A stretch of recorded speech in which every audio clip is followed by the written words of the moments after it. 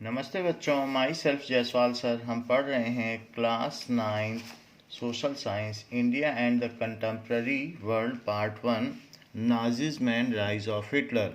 What were the provisions of famous enabling act? The famous enabling act was passed on 3rd March 1933 in Parliament of Weimar Republic. The famous Republic Act has certain provision. The famous ये enable कर देता था, सो फेमिंग act power दे देता था। Enabling act was passed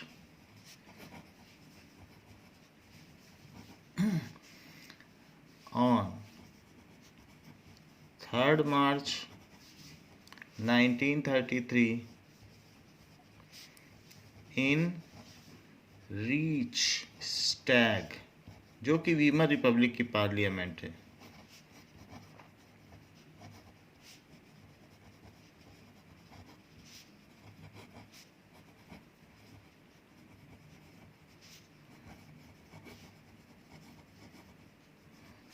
Now, so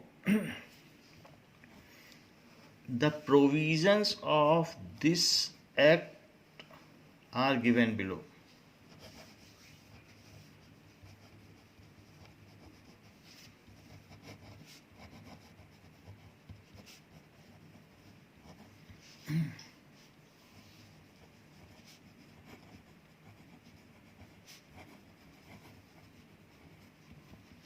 The act established Hitler's dictatorship in Germany.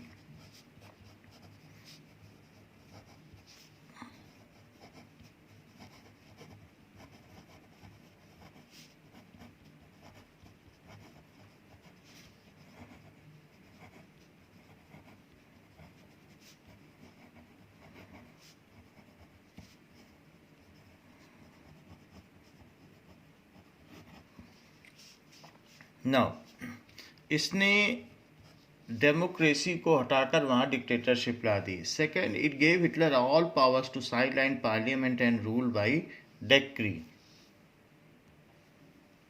Now that it gave Hitler all powers to sideline parliament. It gave Hitler all powers to sideline parliament. Parliament अब नाम मात्र की रह गई थी, Hitler के पास सारी powers आ गई थी। And rule by decree,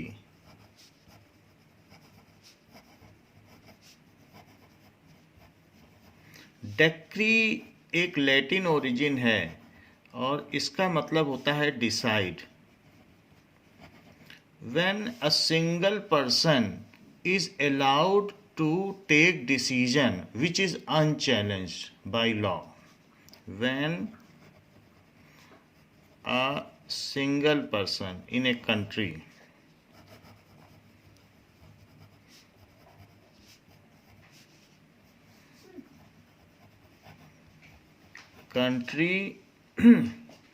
decides to make law,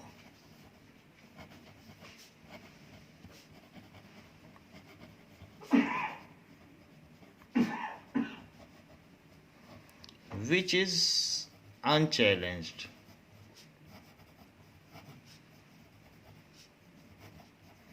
by any other agency, ना उसको जुडिशरी रोक सकती है ना कोई, तो उसे कहते हैं rule by decree.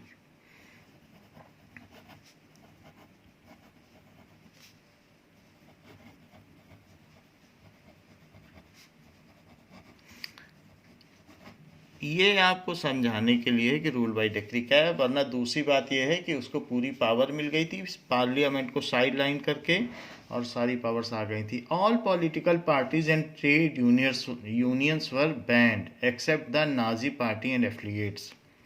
All political parties and trade union और मजदूर संगठन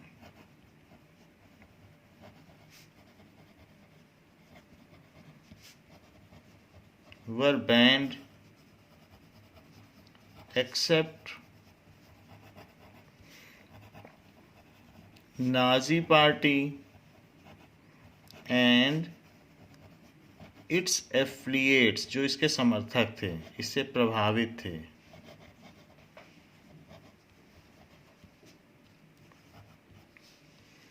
Now, the state established complete control over economy, media, army and judiciary.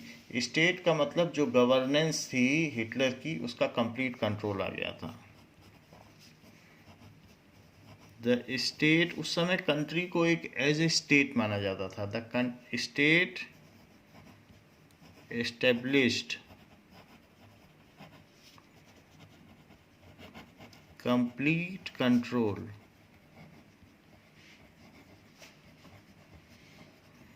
Over economy, judiciary, media and army. सभी पर हिटलर का कब्जा हो गया, नाजी पार्टी का कब्जा हो गया. Special surveillance and security forces were created to control and order society in ways that Nazi wanted. Special force और सर्विलांस घटित की गई, फिर गस्टैपो लगाए गए जिससे कि कोई नाजी पार्टी के विरोध में ना आ सके.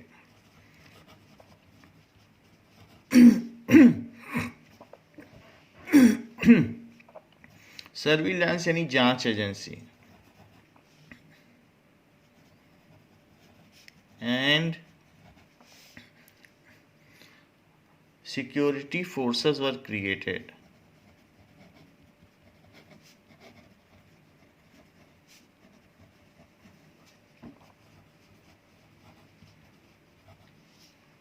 to control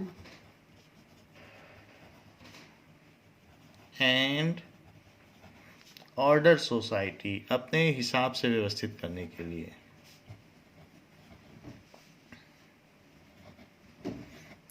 In ways that Nazi wanted.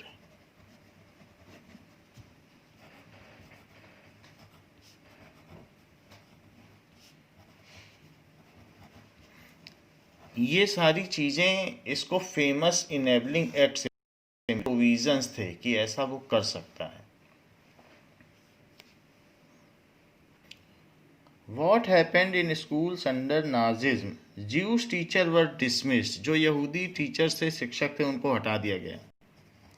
Jews were responsible for killing Jesus Christ. So Jews teachers were dismissed from school. इतना डिस्क्रिमिनेशन किया गया.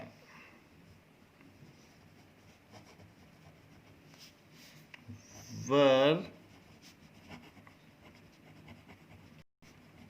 dismissed from school. Children were first segregated. So Jewish children, उनको segregate किया गया German children से. So children were first segregated. German and Jews could not sit together.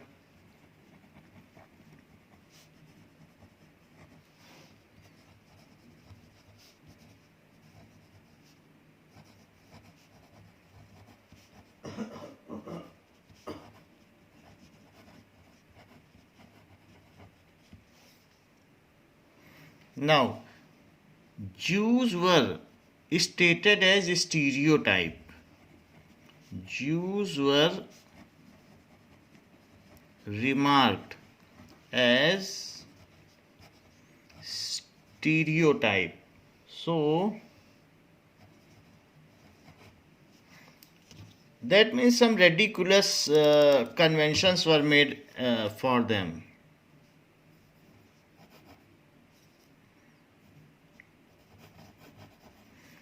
that they are of old ideas. So कोई घिसी पिटी धारणा बनाई गई उनके प्रति. Ridiculous conventions made for them,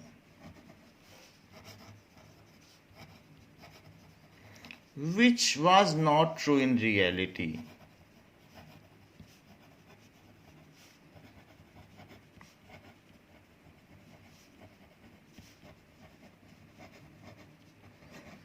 जैसे कि कहा गया कि उनकी 6 तरीके की नाक होती, ऐसी नाक होती है. तो जो ज्यूज होते हैं उनकी नाक ऐसी होती है. तो that is a kind of mockery made for them. They keep money and do not spend it. Such kind of things are made. They are money lenders, ऐसा कहा गया. So they cannot sit together. Even Jews and German cannot play together. Jews and German children were not allowed to play together.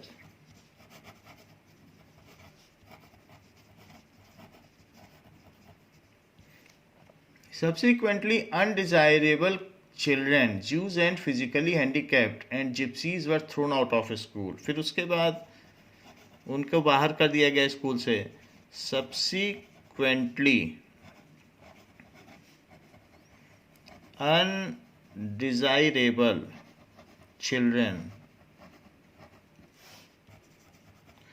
like Jews, gypsies, blacks, they were thrown out of school.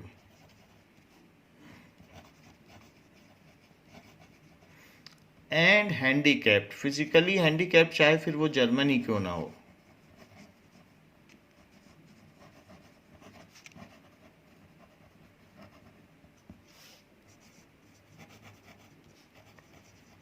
were thrown out of school.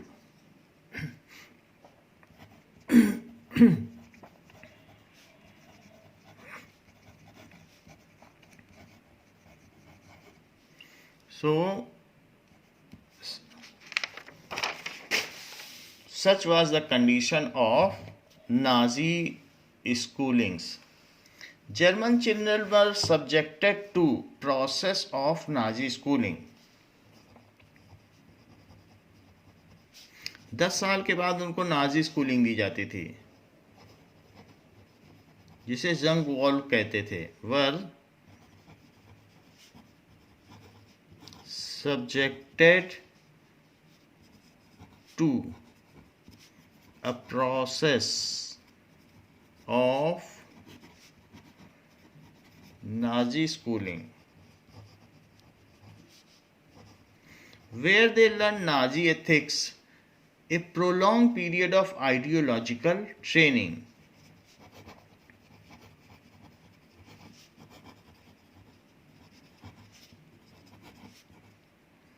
एक ideology उनको सिखाई जाती थी.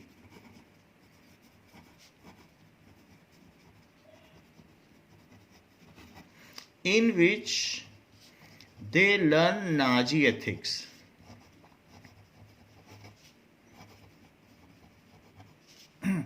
Fascism, फासीवाद सीखते थे कि race के बेसिस पर discrimination. Fascism and Nazi ethics, कि नाजी सर्वश्रेष्ठ हैं. That is Germans are best in terms of races.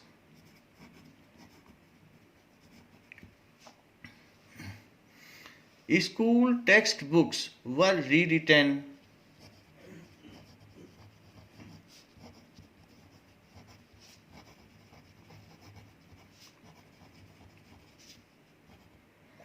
पुस्तकें फिर से लिखी गई जिसमें ज्यूस की निंदा की गई.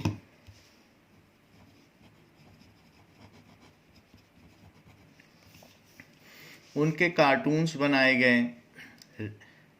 Racial science was introduced to justify Nazi idea. So at that time, Darwin and Mendel, these were the scientists who were discovering about gene.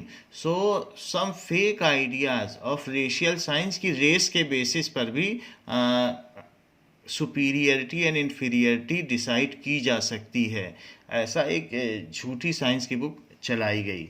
So racial science was introduced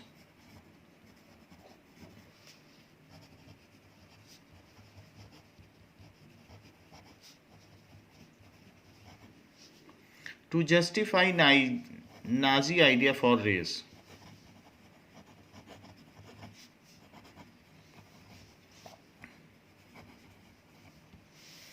तो ये किया गया। Now Jews were pauperized, that they were made miserable and impoverished. उन्हें गरीब बना दिया गया और दयनीय बना दिया गया। So Jews were pauperized, segregate कर दिया गया। ये सारी चीज़ें उनके साथ की गई। So and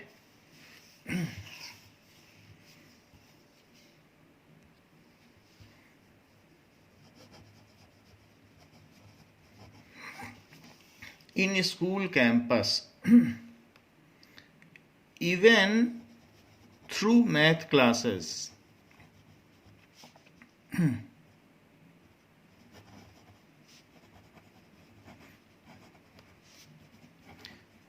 कि उनकी नाक 6 जैसी है, ऐसे बताया गया। Children were taught to be loyal and submissive, hate Jews and worship Hitler. Children were taught to be loyal to Nazis and nation, taught to be loyal and submissive, whatever they are said to do, they have to do, and to be submissive, समर्पित। submissive का मतलब जैसा कहा जाए वैसा करें। hate Jews and worship Hitler.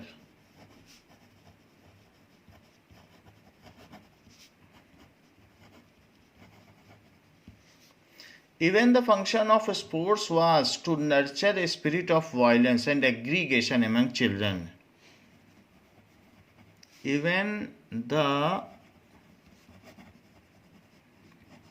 function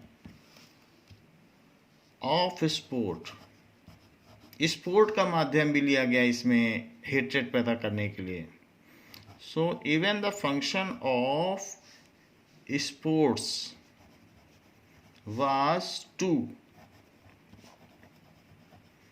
nurture a spirit of violence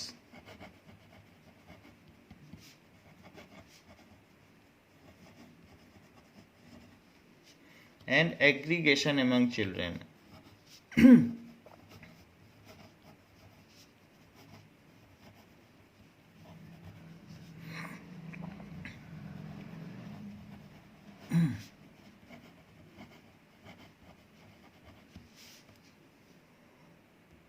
What was the status of mothers? पहले हमने फीमेल का देखा था कि वीमेन का क्या स्टेटस था, अब हम देखेंगे मदर्स का क्या स्टेटस था। तो नाजी युग में what was the status of mother? Under Nazism, all mothers were not treated equally.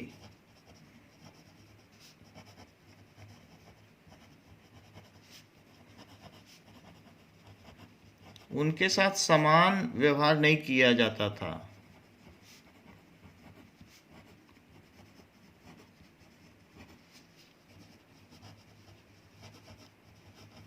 Women who bore racially undesirable children were punished, जिनके अपंग बच्चे पैदा होते थे उनको दंड दिया जाता था।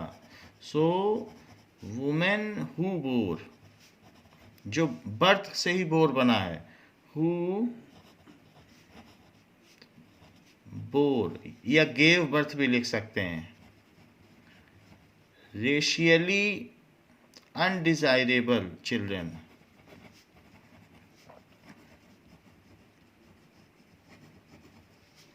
अनडिजायरेबल का मतलब फिजिकली हैंडीकैप्ड या मिक्स हाइब्रिड के, जिसमें जिप्सी बच्चा पैदा हो गया, जिप्सी से शादी कर ली, ऐसा कुछ कर लिया।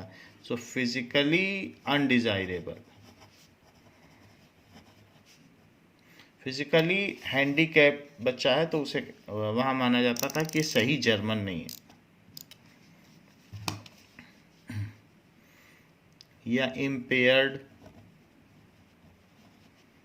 सो हु बोर या gave birth racially undesirable children were punished.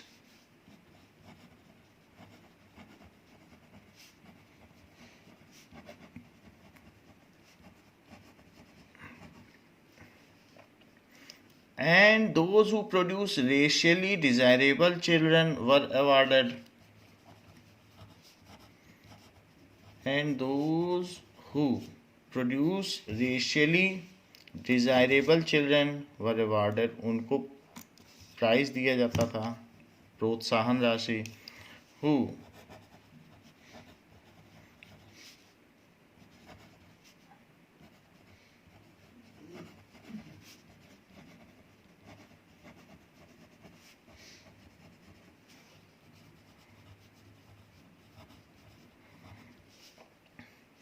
now they were given favored treatment in hospitals and were also entitled to concession in shops and on theatre tickets. So they were given favored treatment.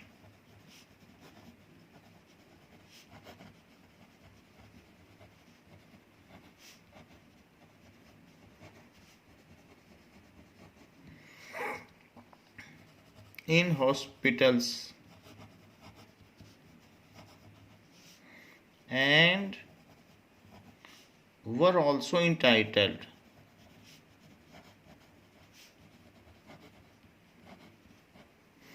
उनको concession मिलता था, hospital में favour मिलता था, to concession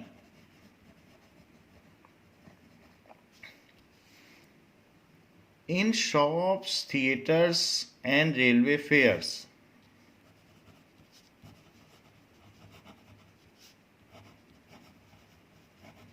So theatre या opera tickets में उनको छूट मिलती थी। एंड रेलवे टिकट्स, रेलवेज तब तक वहाँ आ चुकी थी।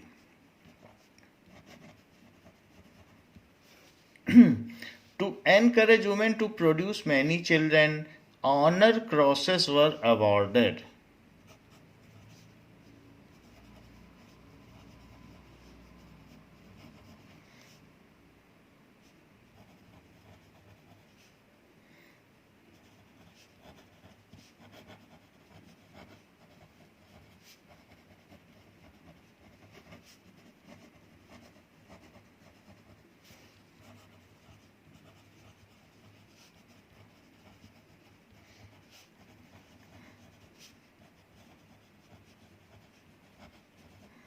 तो उनको एनकरेज करने के लिए कि ज़्यादा से ज़्यादा जर्मन पैदा हो, तो उनको इस तरीके से एक क्रॉस मिलता था जो वो गले में पहन सकते थे। Honour crosses were awarded. A bronze cross was given for 4 children. कांस्य पदक मिलता था। Bronze cross was awarded for 4 children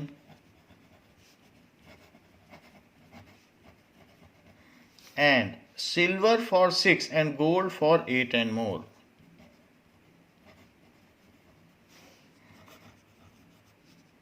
Rajak पदक मिलता था 6 बच्चों के लिए एंड स्वर्ण पदक gold for 8 and more. So such was the condition of mothers at that time. इसके पहले हमने फीमेल की या वुमेन की कंडीशन देखी थी, वो कितनी मिजरेबल थी। अगर मदर्स के बारे में पूछा जाए तो ऐसा लिखना है। How did common people of Germany react to an ideology? So, do they prefer this ideology, or they have some anger for this? So, how this ideology was proliferating at such a greater rate? So, let us see कि common लोग क्या सोचते थे. A bulk of German common mass had deep faith in Nazi ideology. A bulk of German common mass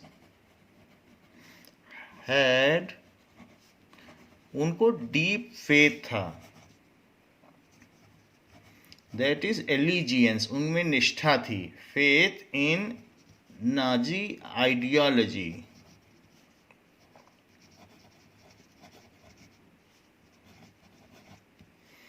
They showed deep hatred for Jews.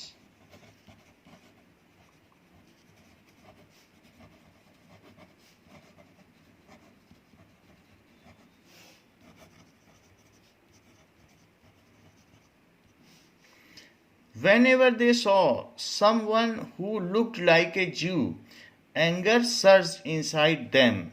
So, when they see any Jew on road, they become angry. Now, they marked the houses of Jews and reported suspicious neighbors. Jews के घरों को उन्होंने बाहर से mark कर दिया था और उन पर संदेह की दृष्टि देखते थे. So they marked the houses of Jews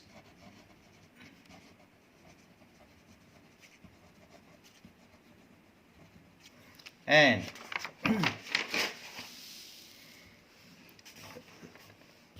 report them as treat them as a suspicious neighbor, and treat them as suspicious neighbor.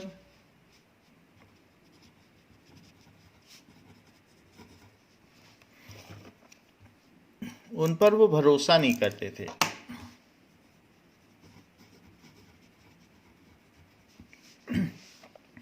They genuinely believed that Nazism would bring prosperity and improve general well-being. Because Hitler was a good orator. He communicates whatever was his whim and fancy. जो वो चाहता था उसने वो communicate कर दिया था. So they genuinely believed that Nazism would bring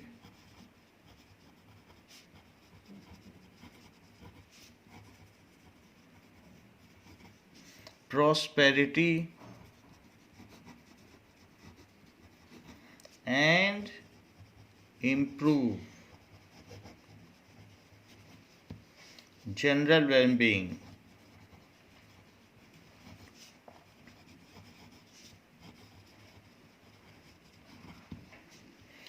But there were other Germans who were not at all influenced by Nazis. लेकिन कुछ ऐसे भी थे. But there were other Germans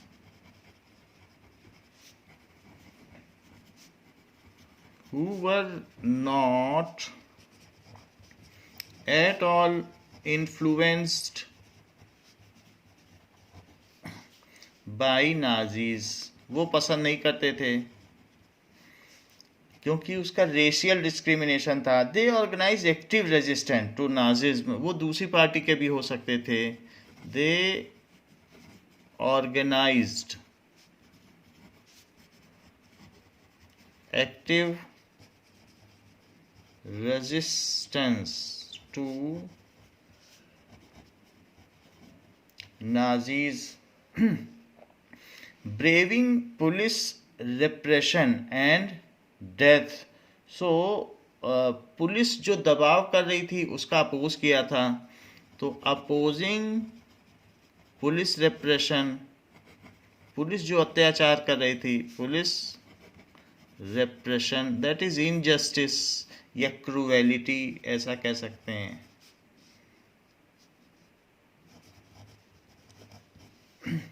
However, the large majority of Germans were passive onlookers.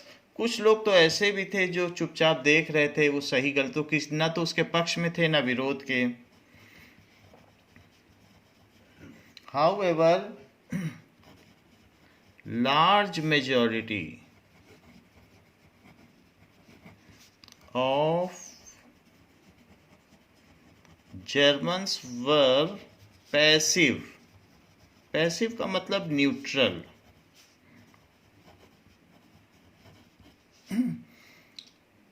onlookers,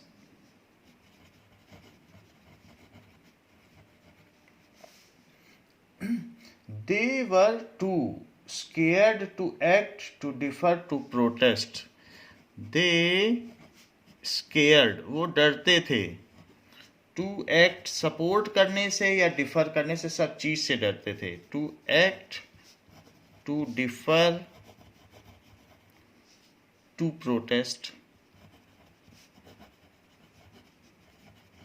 तो ऐसे भी लोग थे. What did Hitler do to overcome the economic crisis that badly hit the German economy? 6 billion pounds देना पड़ा था war reparation के लिए जर्मनी को. So it had a bad impact on economy of Germany. So what did Hitler do to placate it, to improve German economy, or give an account of Hitler's policy of economic reconstruction of Germany.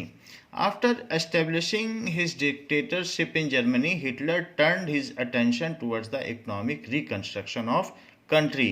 Dictatorship पाने के बाद Hitler ने इस तरफ ध्यान देना शुरू किया. So after establishing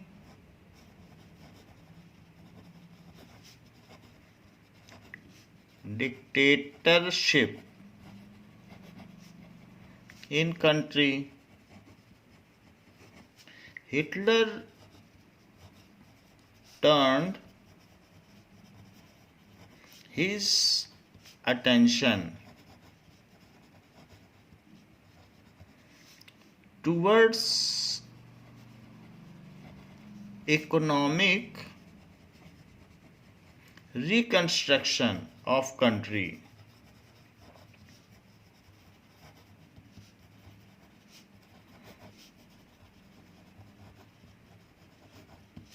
So he assigned the responsibility of economic recovery to economist, that is Zalmer Schacht. So he assigned the responsibility to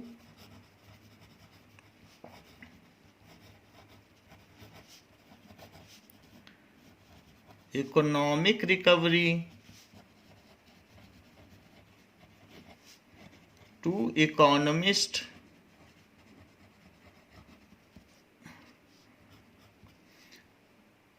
that was Zalmer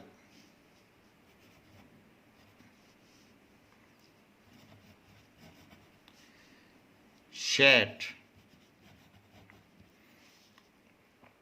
who aimed at full production and full employment, जिसने कि full production and full employment पर ध्यान दिया. At full production and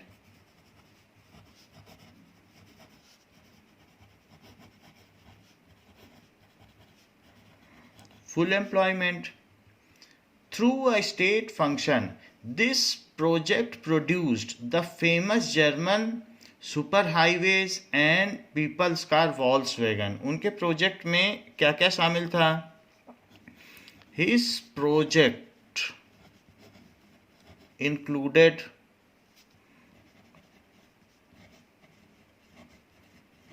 construction of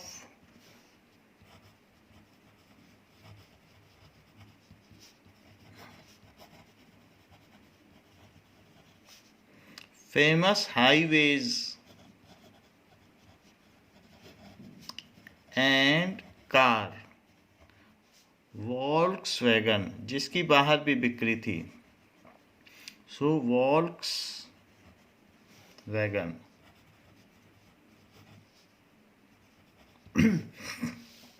Hitler foreign policy also got quick success, तो उसकी foreign policy भी अच्छी थी हिटलर की।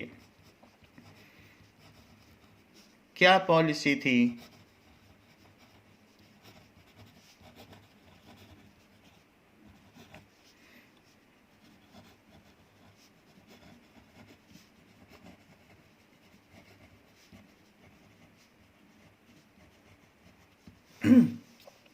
नाउ दैट इज जाल्मर शेट को हिटलर ने हटा भी दिया था, वो बहुत अच्छा काम कर रहा था। एक बार जाल्मर शेट ने कह दिया था कि आपको मिलिट्री में ज़्यादा एक्सपेंस नहीं करना चाहिए और इकोनॉमी में करना चाहिए। इस बात पर हिटलर ने इसको हटा दिया था और डिस्प्लीज हो गया था इससे। So foreign policy was also having a good success. He pulled out the League of Nations in 1933। वो लीग ऑफ नेशन से बाहर आ गया और उसकी किसी भी शर्त को मानने से इनकार कर दिया। He pulled out the Germany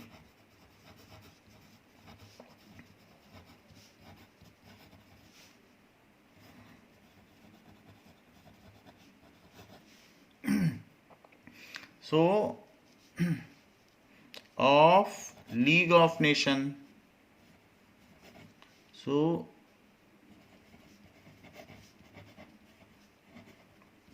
ये एक संस्था थी। It was an organisation of many country so which are bound by certain terms and condition, लेकिन जर्मनी ने इससे खुद को बाहर कर लिया। इन 1933 में जैसे ही डिक्टेटरशिप आई उसने ऐसा किया। रीऑक्युपाइड द राइनलैंड इन 1936, फिर से राइनलैंड पे उसने अधिकार कर लिया। रीऑक्युपाइड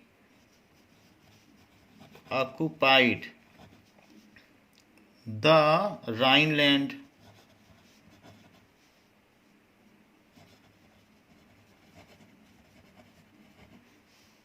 इन 1936, 3 साल में उसने ऐसा कर लिया। And integrated Austria and Germany, उसने जर्मनी में ऑस्ट्रिया को भी मिला लिया। पहले ऑस्ट्रिया हंगरी अलग थे और फिर उसने उनको मिला दिया, ये कहते हुए कि 1 पीपल 1 एम्पायर 1 लीडर, ऐसा स्लोगन दिया और उनको अपने में मिला लिया। एंड इंटीग्रेटेड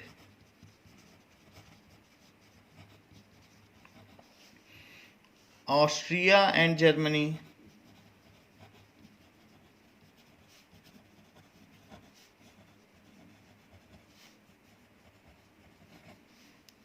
अंडर, और ऐसा उसने 1938 में किया। अंडर स्लोगन, क्या स्लोगन दिया गया? Of 1 people 1 empire and 1 leader.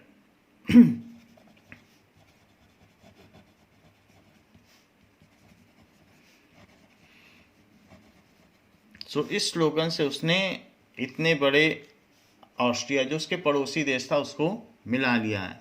He then went on to wrest German speaking Sudetenland from Czechoslovakia and took over the entire country. So he then occupied Czechoslovakia,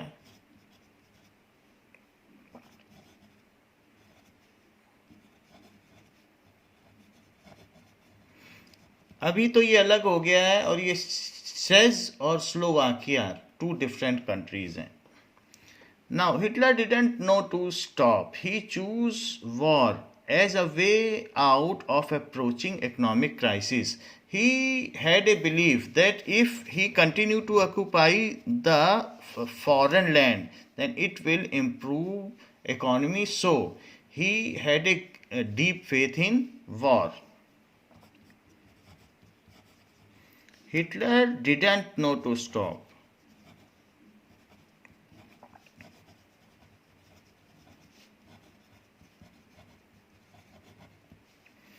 He chose war. He chose war as a way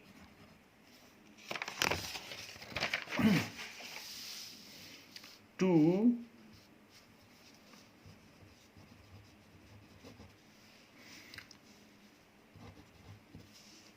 overcome economic crisis.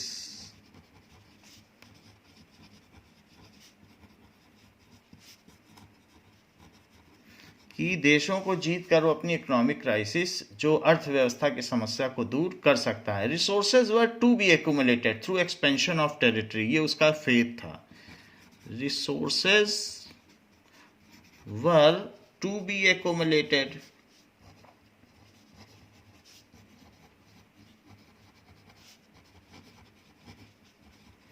by expansion of territory.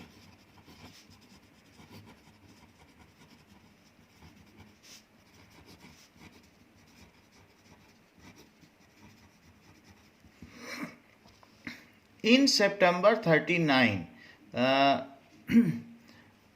so he invaded Poland. यहीं से world war to की शुरुआत हुई.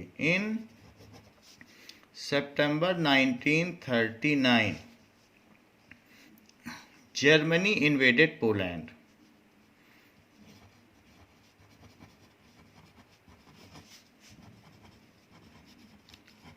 उस पर आक्रमण कर दिया, पोलैंड पर.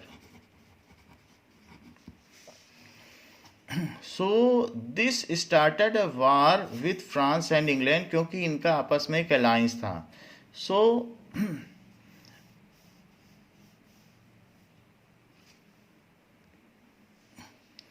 फर्दर इन सितंबर 1940, तो 39 में तो पोलैंड पर अटैक कर लिया. उसने एक ट्राईपार्टाइट पैक्ट पास किया. Tripartite pact was passed. एक समझौता किया. Passed between Germany, Italy and Japan. Between Germany, Italy and Japan. ये तीनों देशों के बीच में एक संधि हो गई. You can say that it is signed. ये थ्री कंट्रीज ने साइन कर दिया. ट्राईपार्टाइट, थ्री कंट्रीज थे तो ट्राई पार्ट उसी से बना है. So it was signed between these three countries. So strengthening Hitler's claim to international power, जिससे हिटलर का और भी ख्याति बढ़ गई. स्ट्रेंथनिंग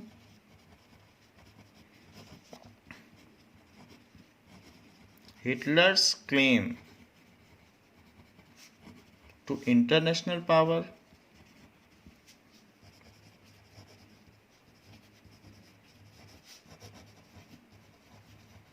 इस तरीके से उसने इकोनॉमी स्ट्रॉन्ग की. Hitler now turn towards conquering Eastern Europe. He wanted to ensure food supply and living space for Germans. He attacked the Soviet Union. 41 में उसने रशिया पर आक्रमण कर दिया. So Hitler now intended, अब उसका मकसद intended to conquer Eastern Europe,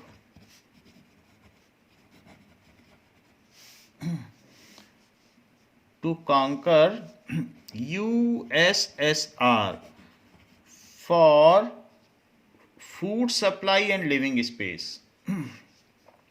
क्योंकि रशिया के पास बहुत ज़मीन थी.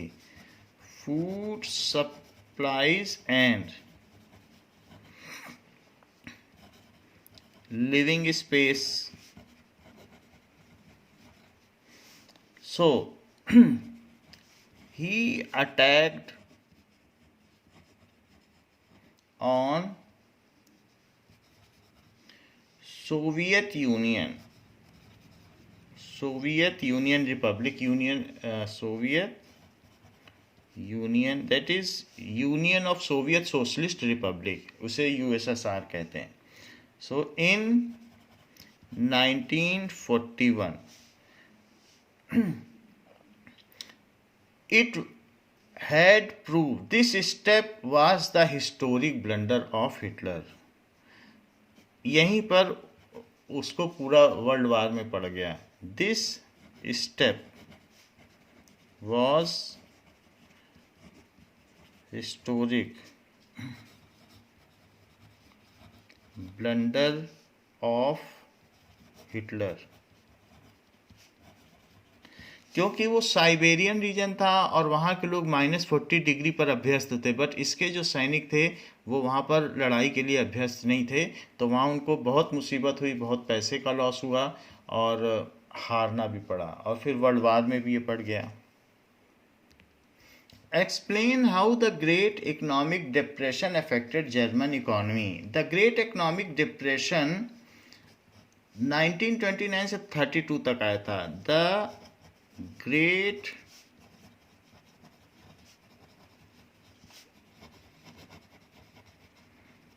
Depression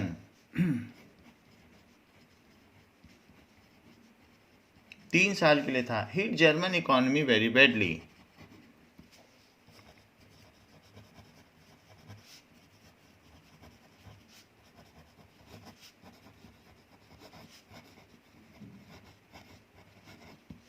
So, by 1932 industrial production was reduced to 40%. अगर शुरू में 100% था तो 40% ही रह गया. So, by 1932 production was reduced to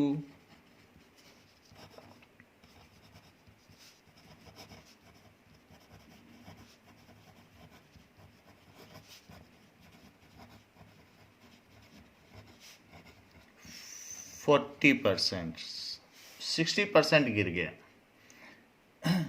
Workers lost their job or were paid reduced wages.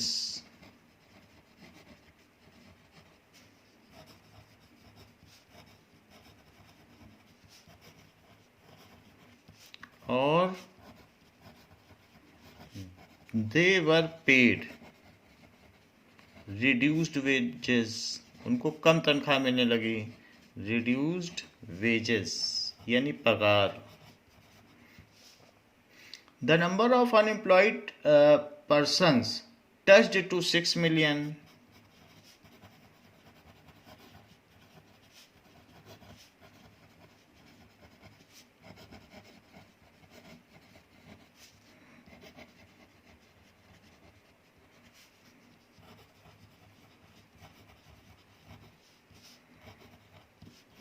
साठ लाख लोग बेरोजगार हो गए. अनएम्प्लॉयड यूथ प्लेड कार्ड्स और simply sat at street corner. तो वो क्या करने लगे?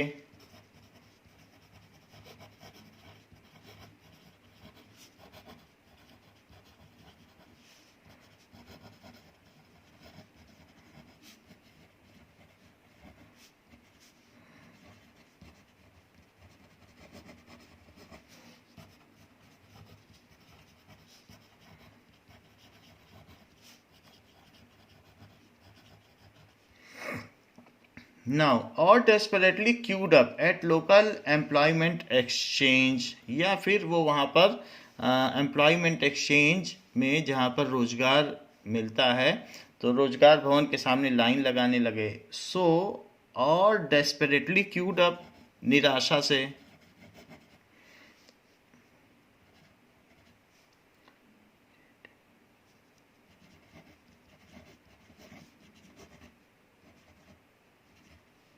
So they queued up for the hope of some employment.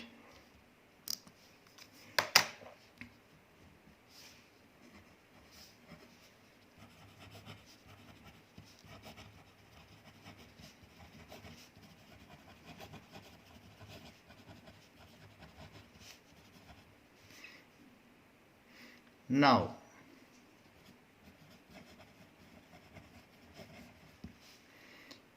in dearth of jobs, the youth took to criminal activities. So, criminal activities, वो jobless थे तो criminal activity पर छीनना ये सब बढ़ गया.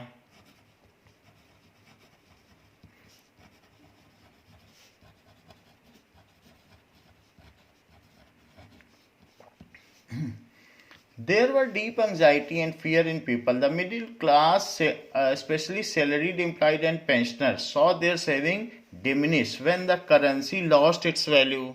So, as करेंसी, डिप्रेशन का दौर था, डॉलर गिर गया था, तो करेंसी जो पाउंड थी वो भी गिर गई थी, lost its value. So there was a deep anxiety, डर का माहौल था. Among middle class people, salaried person and pensioners, कि उतने पैसे में वे कैसे चला पाएंगे जब करेंसी ही गिर गई है, हाइपर इन्फ्लेशन हो गया है. So anxiety.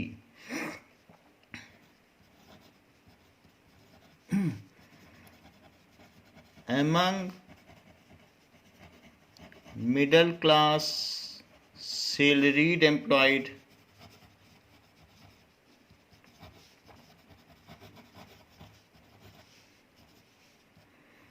and pensioners,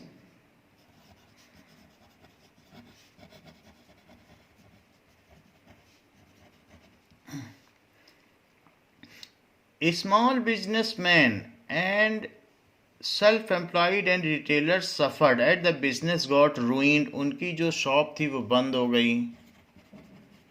small business men and self-employed retailers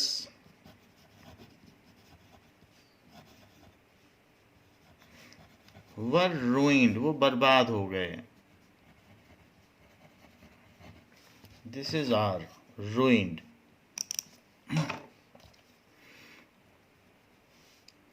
ऐसा क्यों हुआ? क्योंकि परचेजिंग पावर लोगों की ख़त्म हो गई, लोगों की डिमांड कम हो गई. Due to lack of demand,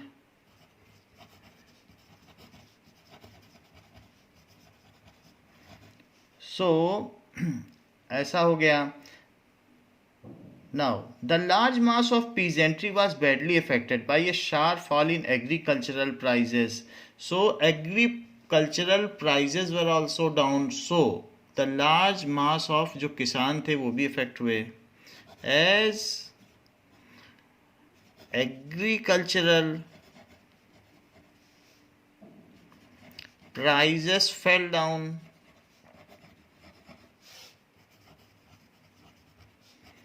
so peasants were also affected.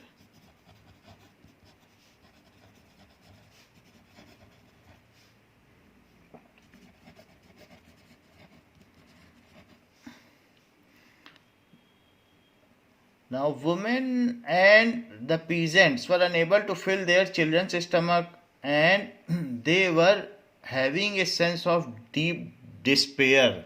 So, poorer were unable to fill the stomach of their children, and they were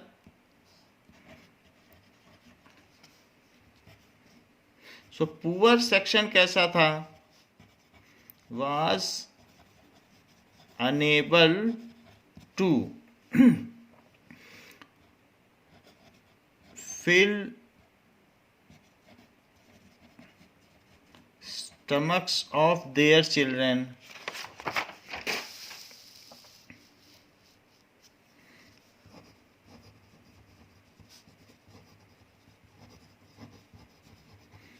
And had a sense of deep despair. उनमें निराशा का माहौल था.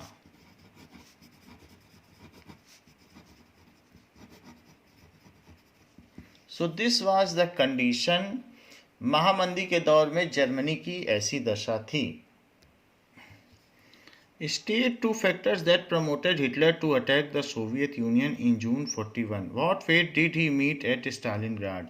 इसने पहले भी Poland पर हमला कर दिया था, इसने ऑस्ट्रिया को अपने अंडर में कर लिया था, एंड धीरे धीरे ये एक एक टेरिटरी को अपने अंडर में करता जा रहा था. राइनलैंड को भी इसने अपने अंडर में कर लिया था. सो अब उसने अटैक किया था सोवियत पर. तो सोवियत पर उसने क्यों अटैक किया?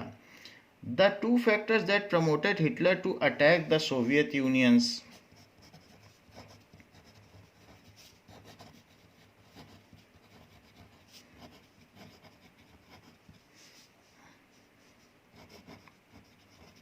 That prompted, क्यों वो prompt हुआ, उद्यत क्यों हुआ?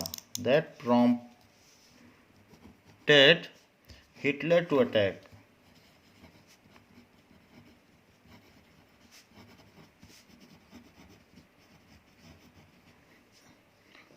The Soviet Union.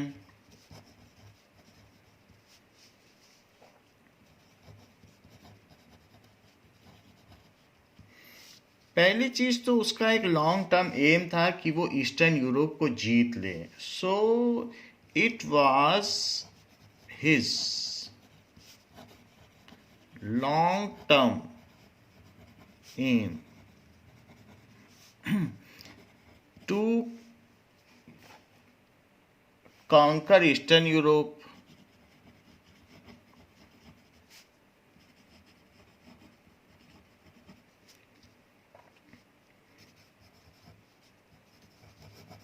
तो पहली बात तो ये थी. दूसरी बात क्या थी? He wanted more food supplies and living space for Germans.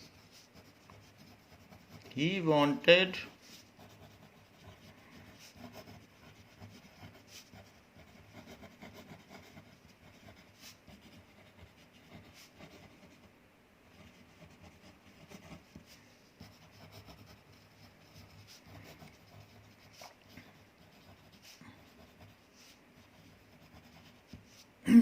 Now. So उसका स्टालिनग्राड में क्या हाल हुआ? He attacked on Soviet Union proved to be historic blunder. So his attack की एक ऐतिहासिक भूल साबित हुई. His attack on Soviet Union proved to be a historic blunder.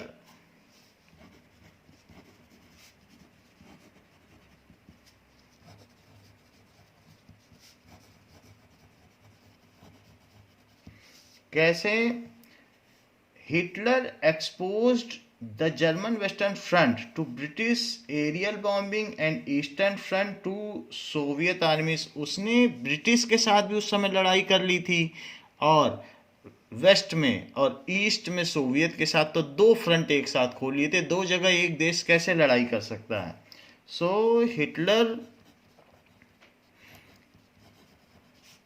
Exposed. उसके जो जर्मनी था उसके लेफ्ट में इंग्लैंड था और राइट में सोवियत था. यहाँ यूएसएसआर है और ये है ब्रिटेन, तो और ये है जर्मनी. यहाँ पर ऑस्ट्रिया हंगरी था, उसने पहले ही मिला लिया था.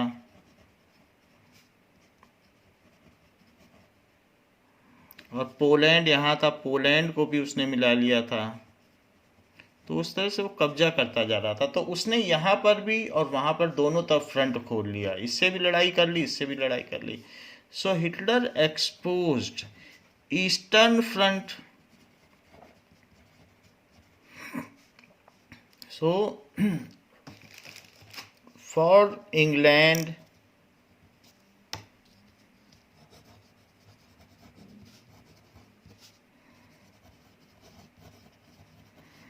and Western Front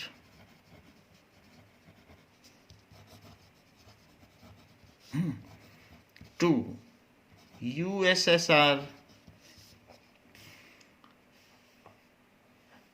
So Aerial bombing and Eastern Front to powerful Soviet army. The Soviet Red Army inflicted. So, by aerial bombing की USSR ने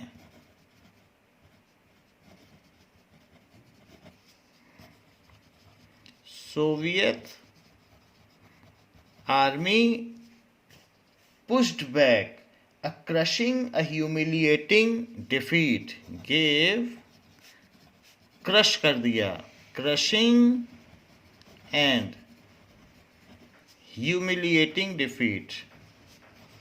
इससे बहुत बदनामी हुई. Humiliating defeat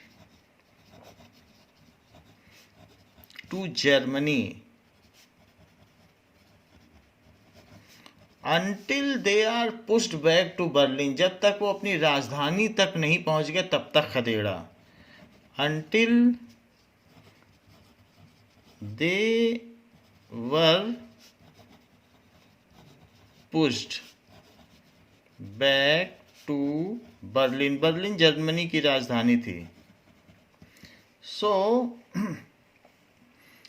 this defeat was given to them at Stalingrad. Stalingrad में इनके बहुत सिपाही मारे गए. This, और फिर वहीं से इनको खदेड़ना शुरू किया. This defeat, वो रशिया में है, was given to Germany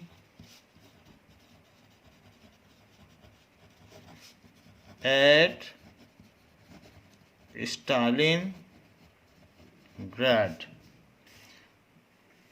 After this, Soviet Red Army hounded out the retreating German soldier until they reached the Berlin. So Soviet Army या Red Army ने ऐसा किया. So in this, Soviet Red Army won over Germany.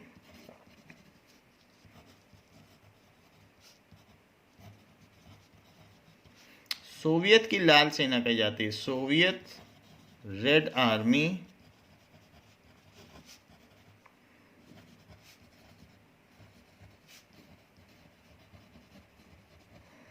तो पहली बात पूछी गई कि क्या दो कारण थे जिसकी वजह से उसने लड़ाई की, और दूसरी चीज कि उसका स्टालिनग्राद में क्या हाल हुआ.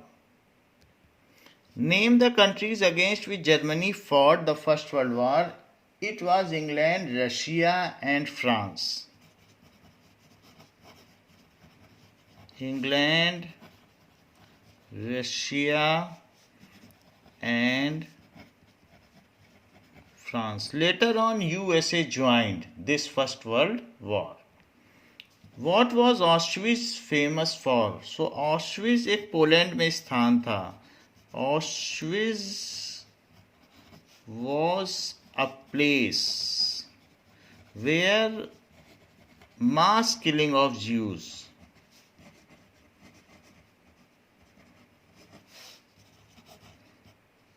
was performed.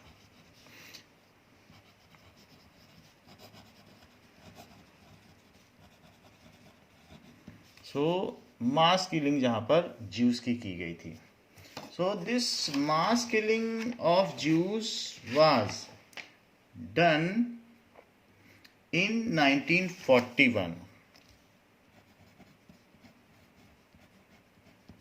41 में ही वर्ल्ड वार शुरू हुआ था. इसने पोलैंड पे हमला किया, फिर वहीं पर मारना शुरू कर दिया. Who offered chancellorship to Hitler on 30th January 1933?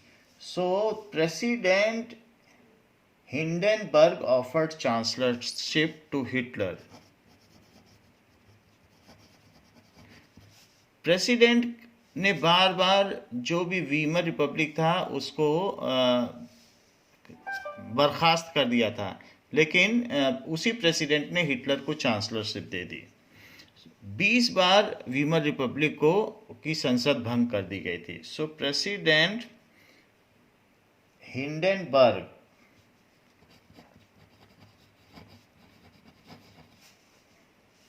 offered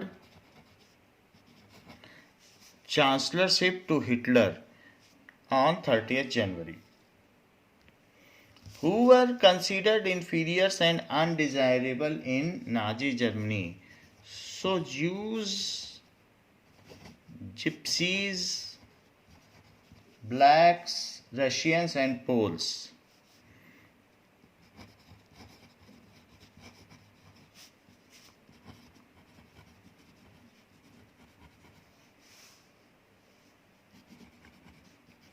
Poland के लोग को पोल्स कहते हैं. So these were considered undesirable. What were the children taught in Germany under Nazis? They were taught to hate Jews, worship Hitler.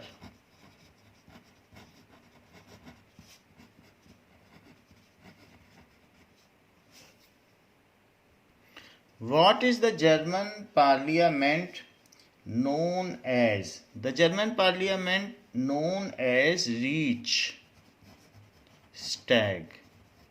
इसका अपना symbol भी था और अपना फ्लैग भी था. Who were the supporters of Weimar Republic? यहाँ MAR होगा. सो कौन लोग वीमार्स रिपब्लिक को मानते थे? जो रेडिकल्स नहीं थे, जो कट्टरपंथी नहीं थे, जो फासिस्ट नहीं थे, वो सारे वीमार रिपब्लिक को मानते थे. वो नहीं चाहते थे कि ऐसा कट्टरपंथ रेडिकलिज्म आए. So socialist, Catholics and democrats were supporters of Weimar Republic.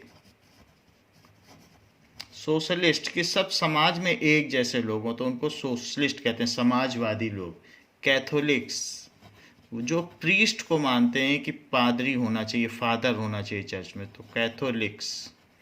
जो बाइबल को एज इट इज़ मानते हैं. एंड डेमोक्रेट्स जो लोकतंत्र को चाहते थे.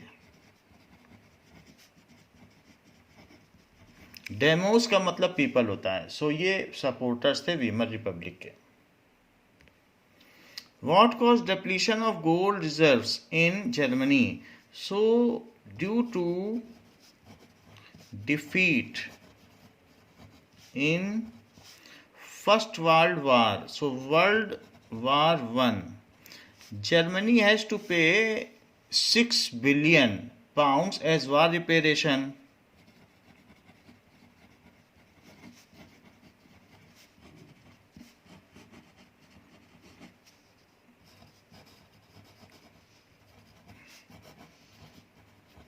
इसकी वजह से इतना पैसा उसको युद्ध के हट जाने के तौर पर देना पड़ा, क्योंकि इस युद्ध को जर्मनी नहीं थोपा था.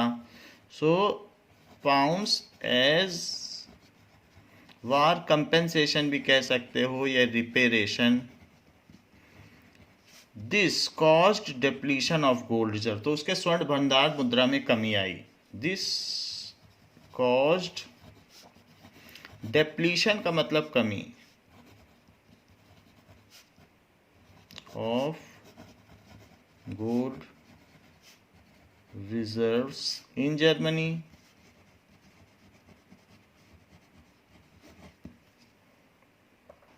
Mention two promises made by Hitler. Hitler promised to build a strong nation.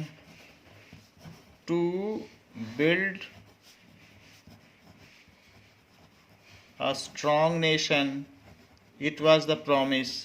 And second, undo the justice of Versailles Treaty. Undo the injustice. तो जो अन्याय हुआ था जर्मन्स के साथ ऑफ वर्सेलिस ट्रीटी, ये फर्स्ट वर्ल्ड वार के बाद की ये संधि है, तो उसमें उसके इनजस्टिस को दूर करने के लिए. जबकि सेकेंड वर्ल्ड वार के बाद पेरिस पीस ट्रीटी हुई थी. तो फर्स्ट वर्ल्ड वार के बाद Versailles treaty and second world war के बाद पेरिस पीस ट्रीटी जो कि पेरिस में हुई थी.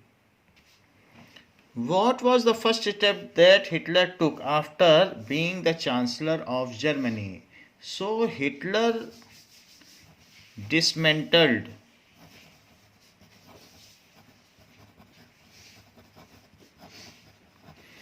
the democratic structure.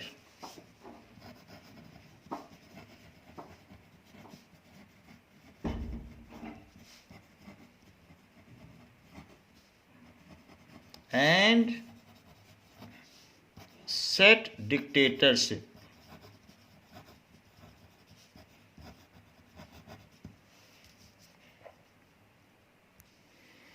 Hitler assigned the responsibility of economic recovery to economist Zalmer Schad. Then why did he remove him? फिर उसने उसे क्यों हटा दिया?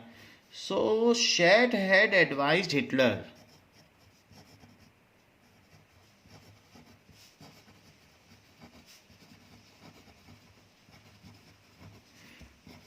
हिटलर को उसने एडवाइस दी थी कि वार पर अब और अधिक पैसा खर्च मत करो। इसी बात से डिस्प्लीज होकर हिटलर ने उसको हटा दिया।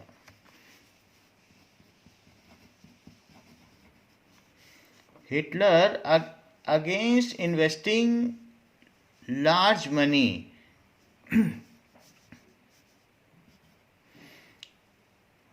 so advised Hitler not to invest money in rearmamentation, यानी आर्मामेंटेशन में ज़्यादा खर्च मत करो। not to invest huge money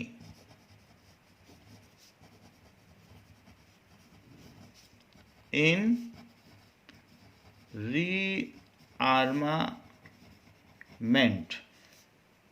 as state was running on deficit financing, as state was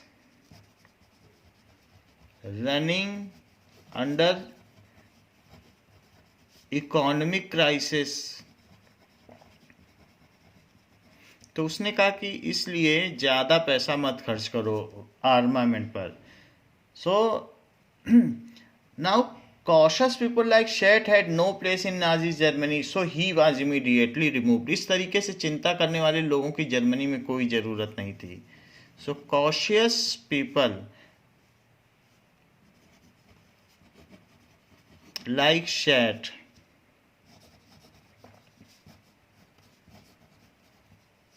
had no place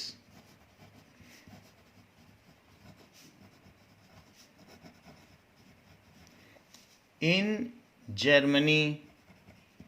ऐसे लोगों की कोई जगह नहीं थी। अल्बर्ट आइंस्टीन को भी भागना पड़ गया था, वो ज्यूस थे, तो जो कि सदी के सबसे महान वैज्ञानिक थे। No place in Nazi Germany, वो फिर फ्लड कर गए थे। इंग्लैंड ने उनकी मदद की थी।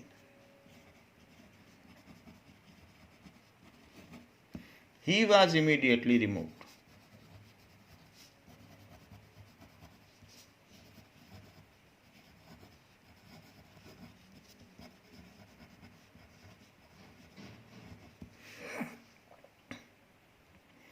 What did Hitler do in September 1939? What was its result? So in 1939, 1939 में उसने पोलैंड पर आक्रमण किया। He invaded Poland, but Poland की अलायंस थी फ्रांस एंड इंग्लैंड के साथ, तो उनके साथ भी अब हिटलर का जर्मनी का युद्ध हो गया। So he started a war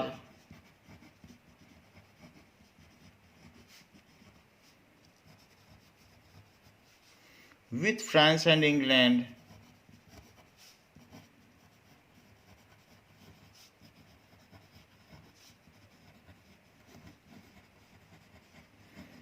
due to their mutual alliance. What was the immediate cause of USA entry in Second World War? USA Second World War में भी लेट कूदा था, वो 1914 से 18 तक हुआ था, लेकिन 1917 में वो आया था जब उसके पैसेंजर्स 128 पैसेंजर्स मारे गए थे इंग्लैंड के एक शिप में, जिसको जर्मनी ने बम्बार्ड कर दिया था। In the similar manner second world वार में भी यूएसए की लेट एंट्री हुई। तो क्या रीज़न था यूएसए की एंट्री का? नाउ व्हेन जापान इटली और जर्मनी एक साथ लड़ रहे थे, उनके बीच में एक ट्राई आर्मामेंट ट्रीटी हुई थी। सो जापान भी साथ में था, तो Japan extended its support to Hitler when Japan, ये बहुत शक्तिशाली देश थे। एक्सटेंडेड, तीनों ही, जापान, इटली और Germany, extended its support to Hitler and bombed US base.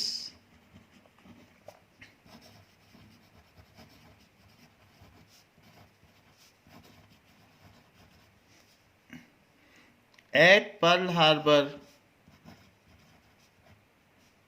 So Pearl Harbor एक नेवल बेस था अमेरिका का। वहां पर उसने बम्बार्ड कर दिया, यूएस बेस था पर्ल हार्बर पर, तो यूएस बेस पर जापान ने अटैक कर दिया।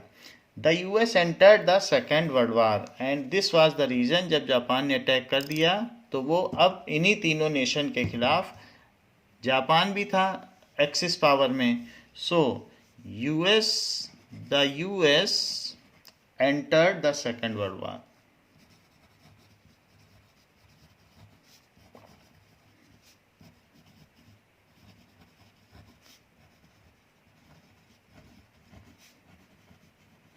So it was naval base, नौसेना का बेस था। Who were the worst sufferers in Nazi Germany में सबसे ज़्यादा दिक्कत किसको हुई? तो ज्यूस को सबसे ज़्यादा प्रॉब्लम हुई, उन्हीं की मास किलिंग की गई। Hitler's hatred of Jews was based on pseudo scientific theory of race. Pseudo का मतलब झूठा होता है, तो वो कह रहा है कि अपने मन से उसने एक साइंटिफिक थ्योरी बनाई, scientific theory of race. Race का मतलब अलग अलग जीन प्रजाति के लोग हैं, तो उसके बेसिस पे एक थ्योरी बनाई और उस पर हिटरेट फैला दी। तो इसको एक्सप्लेन करो। Hitler's pseudo scientific theory of race held that conversion was no solution to the Jews' problem. It could be solved only through their total domination. Juice चाहते थे कि वो भी जर्मन बन जाएं, कन्वर्ट कर लेते, अपना रिलीजन भी बदल लेते, लेकिन उसने कहा इसका कोई प्रॉब्लम ही नहीं है, तो सलूशन ही नहीं, क्योंकि तुम्हारे जीन में प्रॉब्लम है, तुम्हारे डीएनए में प्रॉब्लम है, तुम्हें तो मार के ही सलूशन पाया जा सकता है। तो ये एक्सप्लेनेशन है। So Hitler pseudo scientific theory of race,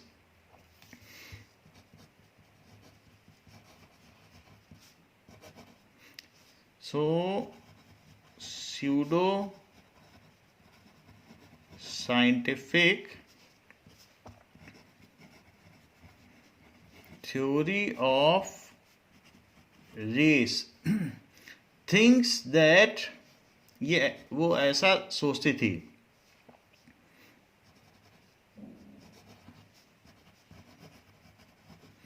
conversion of Jews to German was no solution.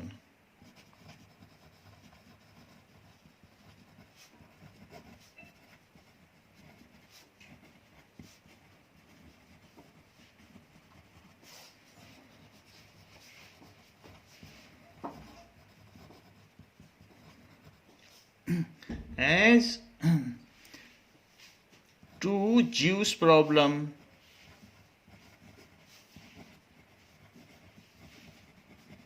as they are having inferior race,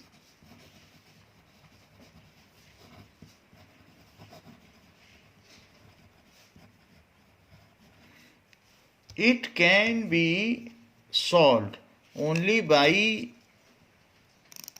mass killing them. It can be solved only by eliminating them. उन्हें पूरी तरीके से हटा ही दिया जाए।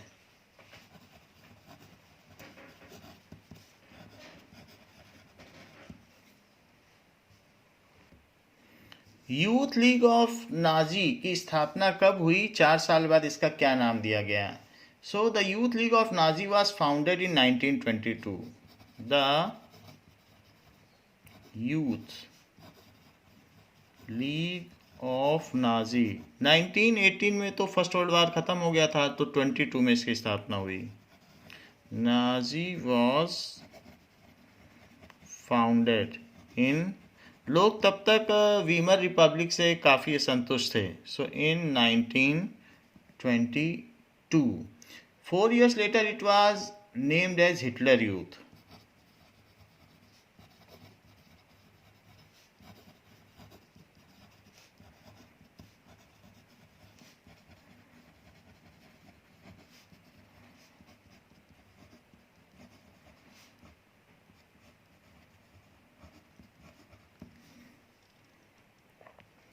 Now, what was the name given to mass killing of Jews under Hitler's regime? It was given Holocaust, November criminals, special treatment. So, special treatment was the name given to Jews. Or final solution, there were very names. German fought the First World War against, First World War उसने किसके against में लड़ा? सो it was England, France और Russia, इन सभी के खिलाफ उसने लड़ा. बाद में यूएसए भी आ गया था. Name the incident that started the second world war. Second world war क्यों शुरू हुआ? So the treaty of Versailles की वजह से, birth of Weimar Republic, genocidal, Germany attack on Poland. तो जर्मनी ने पोलैंड पर अटैक किया तो सेकेंड वर्ल्ड वॉर शुरू हुआ. What was the Enabling Act passed in Germany? ये कब पास हुआ? तो Enabling Act was passed on 3 March. यानी जब ये चांसलर बन गया है जनवरी में, तो उसके बाद 3 महीने के बाद उसने डिक्टेटरशिप लागू कर दी है. जनवरी में तो चांसलर बना था, प्रेसिडेंट ने इसको बनाया था. Who was Auschwitz famous for? Auschwitz क्यों फेमस था? So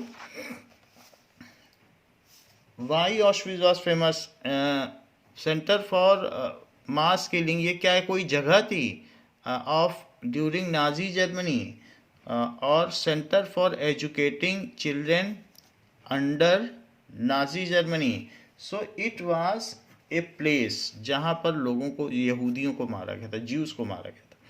on 30 January who offered the chancellorship? Chancellorship Hitler को किसने दी?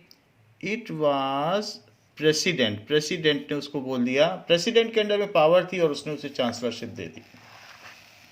नाउ who was ज़ाल्मर शेट? ज़ाल्मर शेट कौन था?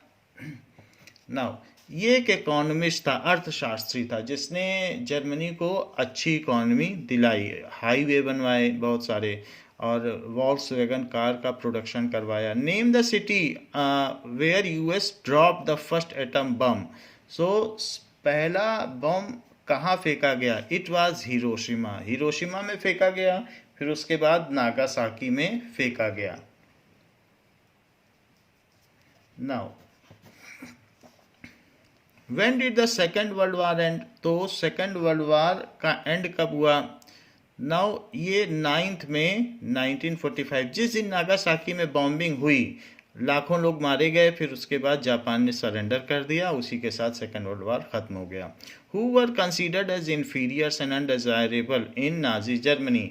तो Jews, gypsies, blacks, Russian and Poles, ये सभी थे.